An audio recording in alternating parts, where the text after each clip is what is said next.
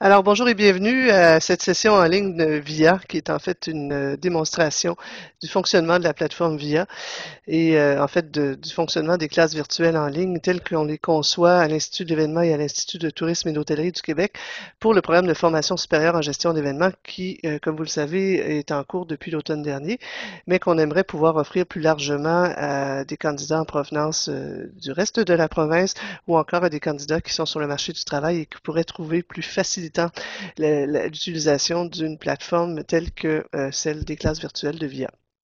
Alors, je vais vous présenter dans un premier temps l'accès, donc les facilités d'accès qu'offre cette plateforme.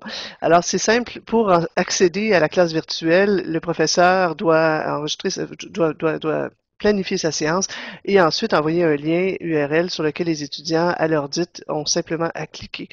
Évidemment, en préparation, pour comprendre le fonctionnement de la plateforme, on peut donner accès aussi à un petit tutoriel qui est disponible sur YouTube ou encore par lien URL, encore là, envoyé par le professeur, qui permet à l'étudiant donc de comprendre les différentes facilités de cette plateforme-là. En 10 minutes, ils ont fait le tour et comprennent aisément comment participer à la séance, comment interagir aussi aux différentes discussions, soit par le micro, la caméra ou encore les outils d'annotation dont je vous parlerai un peu plus tard. Alors, donc, c'est un accès vraiment très simple. Du côté technique, tout ce que ça commande, c'est l'utilisation idéalement de micro-casques, des micro-casques comme celui que j'ai moi-même sur la tête actuellement. Pourquoi? Parce que ça facilite l'écoute et une meilleure attention aussi de la part des utilisateurs.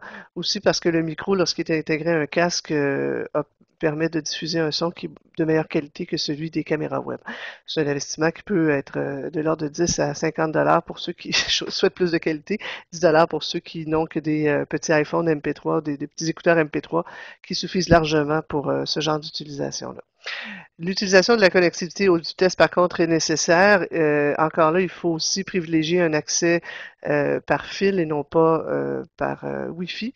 Mais la majorité des gens, évidemment, ont ce genre d'accès. Sinon, ils peuvent évidemment s'installer dans un endroit où ils branchent leur ordinateur sur un fil de réseau.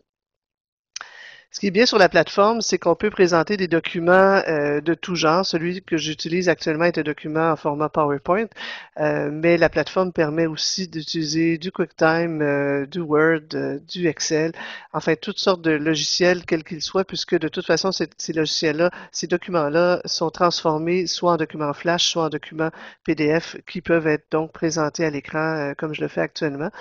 Il y a également plusieurs facilités d'accès sur le web. On peut utiliser des liens web qui nous permettent d'aller soit visiter des sites en partage avec les étudiants de la classe ou encore présenter des vidéos qui sont sur des sites extérieurs ou des différentes extraits audio ou autres textes qui sont disponibles évidemment sur Internet. La plateforme a aussi d'autres outils, hormis le web dont je vous parlais, et hormis évidemment les documents qu'on peut utiliser comme support de présentation. Il y a un outil qu'on appelle le tableau blanc, que je vais vous montrer aussi tout à l'heure, qui est un outil vraiment formidable dans lequel le professeur et les étudiants peuvent interagir, soit par le biais d'exercices pédagogiques, soit par le biais de questions-réponses. C'est un outil qui permet d'écrire, d'annoter, de dessiner même et vraiment de provoquer dans le fond une interaction entre le professeur et les étudiants. Et ça permet aussi une grande facilité pour les étudiants qui ont moins d'aisance avec le micro.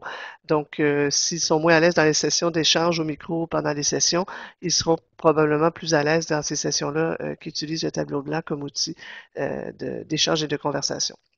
Il y a l'outil de sondage qui est extrêmement apprécié des étudiants. C'est un outil de sondage du même genre que les télévoteurs qui sont à l'occasion utilisés dans les classes ou dans les conférences. C'est un outil par lequel le professeur peut envoyer une question aux étudiants avec un choix de réponse ou en fait différentes façons. Il y a différents types de réponses qu'on peut poser, questions qu'on peut poser. Les étudiants répondent et instantanément, le professeur peut envoyer la tarte des réponses telles que réparties selon les réponses qui auront été données à la question. Et les étudiants peuvent donc voir s'ils ont bien répondu ou pas. Et le professeur utilise cet outil-là, évidemment, comme outil pédagogique pour pouvoir raffiner certaines notions qui auront été vues, pour pouvoir approfondir aussi certains éléments qui auraient peut-être été moins bien compris, etc. L'élément partage d'écran, ben, je le mentionnais tout à l'heure, c'est un outil qui est intéressant parce qu'on peut présenter n'importe quoi, en fait, n'importe quel document qu'on a sur notre propre écran d'ordinateur en tant que professeur et le partager avec les étudiants. Donc, ça donne évidemment accès à l'ensemble là, des types de logiciels qu'on connaît et c'est un outil évidemment formidable qui permet aux étudiants donc d'être dans le confort de leur foyer avec simplement un lien Internet et de voir toutes sortes de choses que le professeur pourrait avoir mis à leur disposition pour compléter, dans le fond, la classe virtuelle. Alors, ces outils pédagogiques sont très performants et qui permettent aussi une grande diversité dans l'apprentissage en ligne qui va bien au-delà donc de la simple conversation comme on le fait actuellement. Les avantages, je pense, les plus remarqués d'une plateforme de classe virtuelle, c'est d'une part la facilité d'horaire, le fait qu'on peut programmer déjà les classes virtuelles à des temps qui sont facilitants pour les étudiants, que ce soit en soirée, à l'heure du midi, même les week-ends.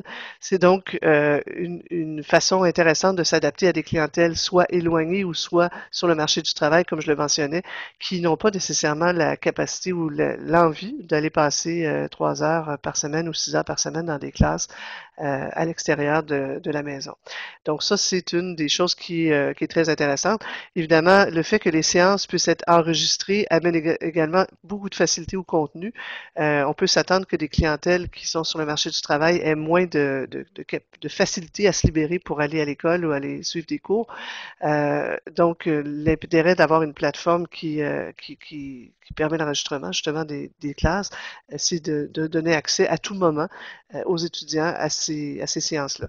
Je mentionne au passage que les séances peuvent être enregistrées en audio-vidéo ou encore simplement en format audio, si bien que si les étudiants veulent télécharger le format audio sur un lecteur MP3, par exemple, et écouter la classe dans le métro, c'est possible aussi. Donc, beaucoup de facilité, beaucoup d'aisance par rapport à l'accès au contenu.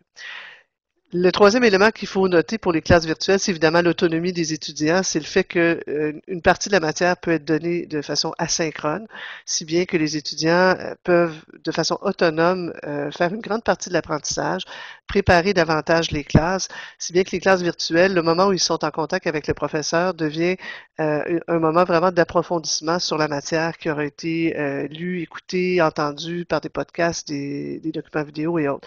D'où l'importance d'avoir pour les classes virtuelles un matériel pédagogique extrêmement riche qui facilite donc l'apprentissage autonome des étudiants et fait en sorte que les classes en ligne sont moins lourdes, évidemment, qu'on peut le souhaiter. La plateforme, ben, vous avez ici à l'image, à l'écran, un peu la reproduction de la plateforme dans laquelle on est ensemble actuellement. Donc, vous allez voir que l'hôte de la séance, comme je le suis aujourd'hui, est toujours dans le coin gauche en haut. Il pourrait également se retrouver tout à fait au centre de l'écran, comme ceci. Désolé de la qualité de la caméra, mais c'est évidemment une façon d'être plus près des étudiants également. Si on n'a pas de document à présenter, on peut se mettre en plein écran ou mettre à l'écran toutes les autres caméras des gens qui ont eux aussi un accès vidéo. Évidemment, plus il y a de participants, moins c'est possible, mais quand on est un petit groupe de 7, 8, 10 personnes, c'est extrêmement agréable d'être en caméra et audio, tous les participants ensemble. L'autre élément que vous voyez ici sont donc les outils de communication qui sont en dessous de ma fenêtre de présentation. Il y a un outil qui permet aux gens de lever la main, acquiescer, demander de lever le volume ou de le baisser, toutes sortes de choses comme ça. C'est un peu comme les mains levées en classe. C'est un outil évidemment qui est visuel et qui donne un signal sonore au professeur qui facilite évidemment le fait que les étudiants puissent poser des questions ou interagir dans la classe. Il y a en fait ensuite les outils de conversation, donc caméra et micro, qui sont nécessairement allumés pendant les séances et que les étudiants peuvent allumer également de leur côté ou éteindre à la guise, là, à leur guise, selon les moments d'intervention souhaités.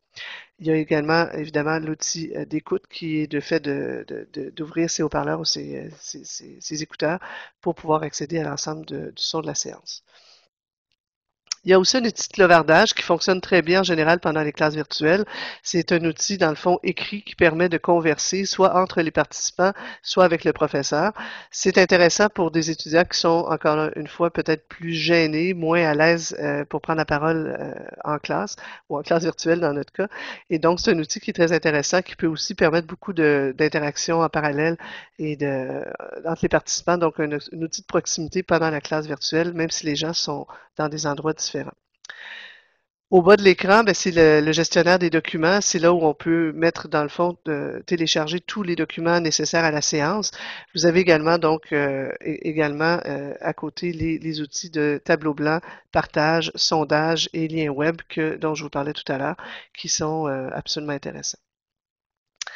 Dernier élément, donc, vous avez également excusez-moi, l'outil de clavardage, pas l'outil de clavardage, mais l'outil d'annotation qui permet donc de surligner, d'écrire, de faire toutes sortes de choses et de mentionner, comme dans ce cas-ci, qu'il y a une erreur à l'écran dans le document que je vous ai, dans l'onglet que je vous ai mis. Ce n'est pas l'outil de clavardage, mais plutôt l'outil d'annotation. Et c'est évidemment un des éléments très prisés des étudiants. Je vous explique comment ça marche en 2 instants. En fait, quand on se retrouve sur un tableau blanc comme celui-ci, une des choses que le professeur peut faire aisément, c'est poser une question comme ceci. Et les étudiants, à ce moment-là, vont prendre leur outil d'écriture, vont probablement choisir une couleur qui leur est propre, qui va être la leur, et vont pouvoir dire oui, j'ai bien compris. Et voici ma réponse. Et ce qui est intéressant, c'est que pendant que tous les étudiants écrivent, le professeur, lui, peut aller voir qui a écrit la réponse et interagir avec cette personne-là pour justement renforcer ou réagir à la façon dont l'étudiant pense avoir répondu et ainsi continuer encore là l'apprentissage au bénéfice de tous les participants. Voilà, donc c'était l'essentiel des connaissances que je voulais vous transmettre sur la plateforme VIA en souhaitant que ça vous aura éclairé et que vous saurez en faire bon usage. Au plaisir de vous voir sur VIA. Merci.